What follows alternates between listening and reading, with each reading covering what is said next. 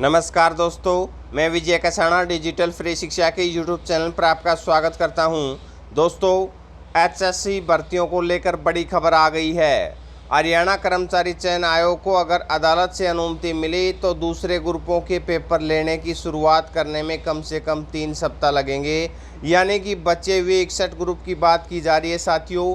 3 सप्ताह बाद आप 20 सितंबर के बाद साथियों रेगुलर एग्ज़ाम देख सकते हैं इनके बचे हुए 61 ग्रुप की, क्योंकि 1 तारीख को जहां तक संभावना लग रही है कि सॉल्यूशन हो जाएगा। इसके अलावा ग्रुप डी सीईटी को लेकर भी बड़ी खबर आई है। ग्रुप सी का दोबारा सीईटी कब होगा, टीजीटी का रिजल्ट कब आएगा, पुलिस भर्ती को लेकर क्या रहने वाला है, पूरी इन्फॉर्मेशन विस्तार से बताएंगे साथियों। उससे पहले अगर आपने अभी तक चैनल को सब्सक्राइब नहीं किया है तो चैनल को सब्सक्राइब जरूर कर ले साथियों। ये देखिए साथियों खबर, सबसे पहले ग्रुप 56 और 57 का जो मामला बना हुआ है वो बहुत महत्वपूर्ण साथियों। हाई कोर्ट से ग्रुप सी के अन्य ग्रुपों की परीक्षा कराने की अनुमति मिल जाती है तो भी पेपर की शुरुआत करने में कम से कम 3 सप्ताह का समय लगेगा।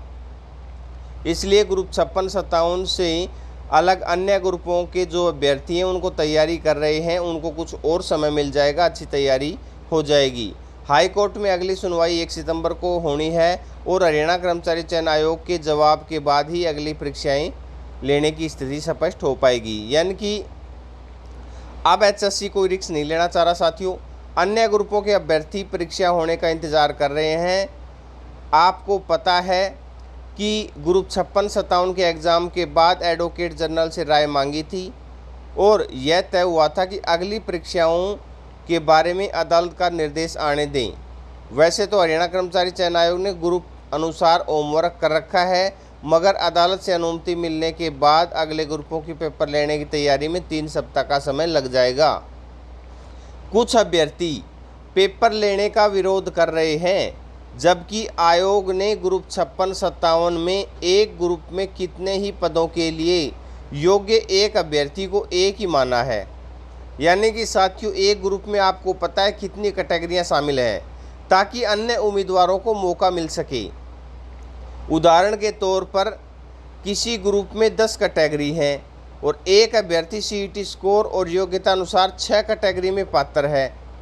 अब ये बताओ साथियों, जो कैंडिडेट 6 कैटेगरी में पात्र है तो उसे सभी कैटेगरी के लिए एक अभ्यर्थी माना गया है, ताकि शेष 5 कैटेगरी में दूसरे अभ्यर्थियों को मौका मिल सके।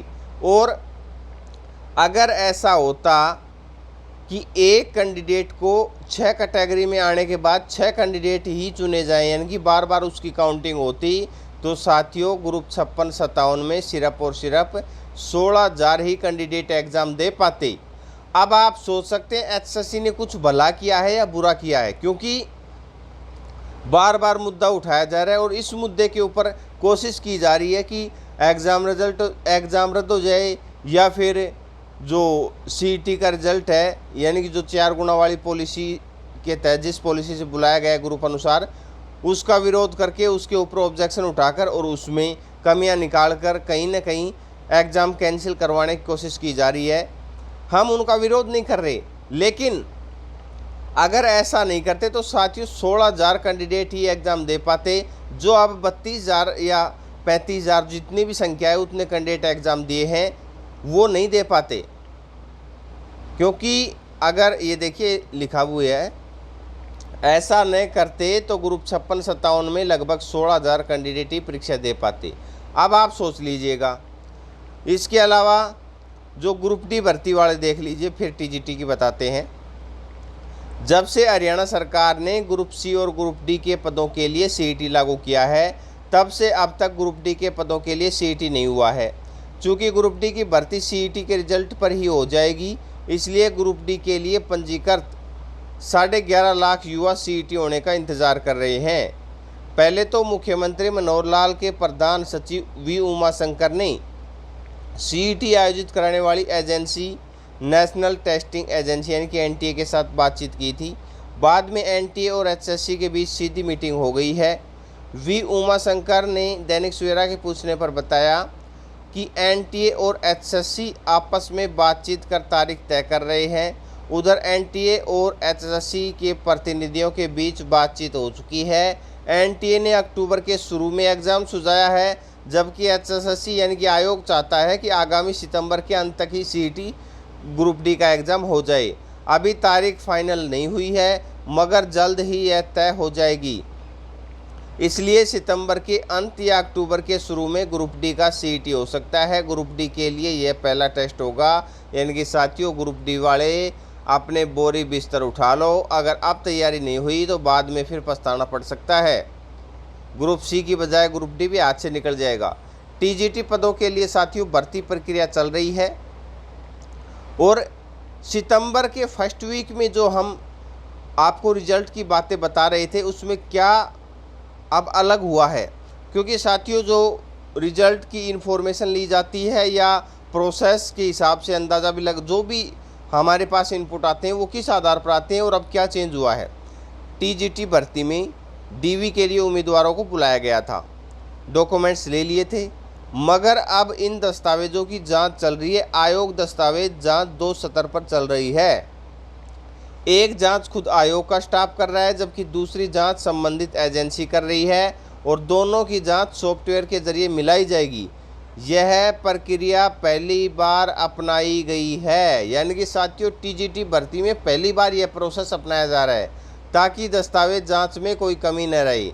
इस दस्तावेज जांच में लगभग 1 महीने का समय लग सकता है, इसलिए टीजीटी पदों का फाइनल रिजल्ट आगामी सितंबर के अंत या अक्टूबर के फर्स्ट वीक में आने वाला है या आ सकता है।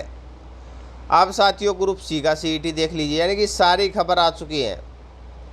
हरियाणा सरकार ने सीईटी अधिसूचना में तय किया हुआ है कि ग्रुप सी और ग्रुप डी के लिए हर साल सीईटी होगा। सीईटी पास अभ्यर्थियों के जो सीईटी स्कोर है इसकी वैधता 3 साल होगी। अगर कोई अपना स्कोर सुधारना चाहता है तो वह दूसरा अगला सीईटी दे सकता है। वर्ष 2022 में ग्रुप सी का सीईटी हो चुका है। इस वर्ष का सीईटी अभी तय नहीं है, क्योंकि ग्रुप सी के पदों पर भर्ती प्रक्रिया चल रही है। हर साल सीईटी लेने की शर्त के कारण अगर इस साल सीईटी हुआ और अगर भर्ती प्रक्रिया अदालत में नहीं फंसी तो उससे पहले ग्रुप सी पदों का भर्ती प्रक्रिया पूरी करने का प्रयास है। उसके बाद आगामी दिसंबर तक ग्रुप सी का सीईटी संभव हो सकता है। तो साथियों आगामी दिसंबर तक ग्रुप सी का सीईटी करवाया जा सकता है। पुलिस भर्ती में उम्र में कोई छूट की संभावना नहीं है। पुलिस भर्ती के कुछ इच्छुक उम्मीदवार बार बार दैनिक सवेरा से भी पूछ रहे थे पुलिस भर्ती में क्या उम्र में छूट मिलेगी, क्योंकि कुछ सीईटी पास अभ्यर्थी पुलिस भर्ती में आने तक एवरेज हो गए हैं। दैनिक सवेरा ने कानूनी जानकारी जुटाई तो स्पष्ट हुआ कि सीईटी पास होने वाले अभ्यर्थियों की उम्र के साथ भर्ती की तारीख के समय उम्र का सीधा संबंध नहीं है। सीईटी सिर्फ पात्रता है। इसका मतलब यह नहीं कि पात्रता होने पर उम्र में छूट मिल जाएगी, जबकि पुलिस भर्ती होगी तो उम्र उस विज्ञापन के अनुसार ही मानी जाएगी।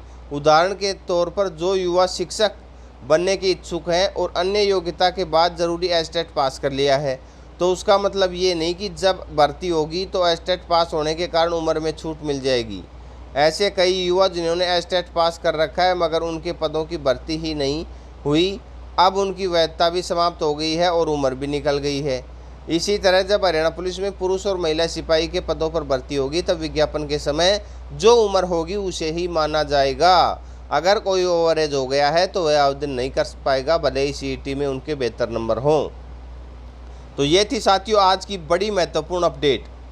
ग्रुप डी वाले अपनी तैयारी खींच दें, क्योंकि बाद में मौका नहीं मिलने वाला साथियों। और जो 56-57 में ग्रुप के अनुसार ज़्यादा कैंडिडेटों को बुलाए जाने की बात कर रहे हैं, वो देख लीजिए 16,000 कैंडिडेट ही पहुंच पाते।